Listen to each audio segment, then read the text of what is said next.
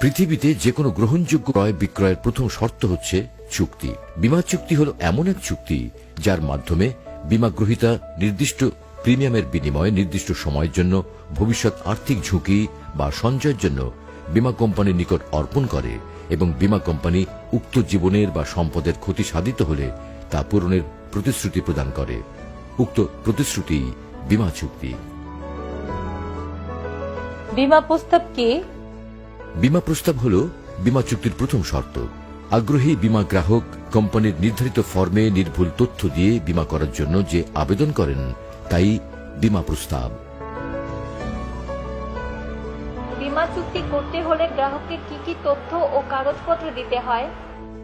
বীমা চুক্তি করতে হলে জীবন বীমার ক্ষেত্রে গ্রাহককে প্রধানত নিম্নলিখিত তথ্য ও কাগজপত্র দিতে হয়, যথা ব্যক্তিগত পেশাগত তথ্য ও ছবি, পারিবারিক ইতিহাস, বীমা অঙ্ক ও পরিকল্পের নাম, নমিনির তথ্য, জাতীয় পরিচয়পত্র বা এনআইডি, আর্থিক বিবরণী প্রযোজ্য ক্ষেত্রে, ডাক্তারি পরীক্ষা রিপোর্ট প্রযোজ্য ক্ষেত্রে, শিক্ষাগত যোগ্যতা সনদ এবং কেওয়াইসি ফর্ম।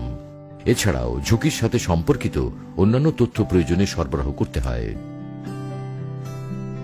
বীমা গ্রাহকের কি কি বিষয় যাচাই করতে হয়? বীমা গ্রাহককে প্রধানত যে বিষয়গুলো যাচাই করতে হয় তা হল বীমা প্রতিনিধি আইডিআরএ কর্তৃক লাইসেন্স প্রাপ্ত কিনা, কোম্পানির আর্থিক অবস্থা এবং দাবি পরিশোধের সক্ষমতা আছে কিনা, পলিসি বোনাসের হার প্রত্যাশিত কিনা, সেবার মান উন্নত কিনা। প্রিমিয়াম কেন বিনিয়োগ করা হয়?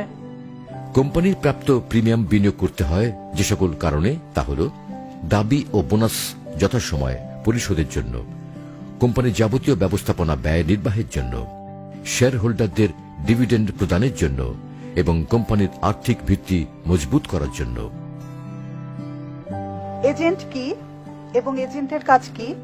কোম্পানির নিয়োগকৃত ও বীমা কর্তৃপক্ষ কর্তৃক লাইসেন্সপ্রাপ্ত যে বীমা কর্মী কমিশনের বিনিময়ে মাঠ পর্যায়ে পলিসি বিক্রির কাজে নিয়োজিত থাকে তাকে এজেন্ট বলে।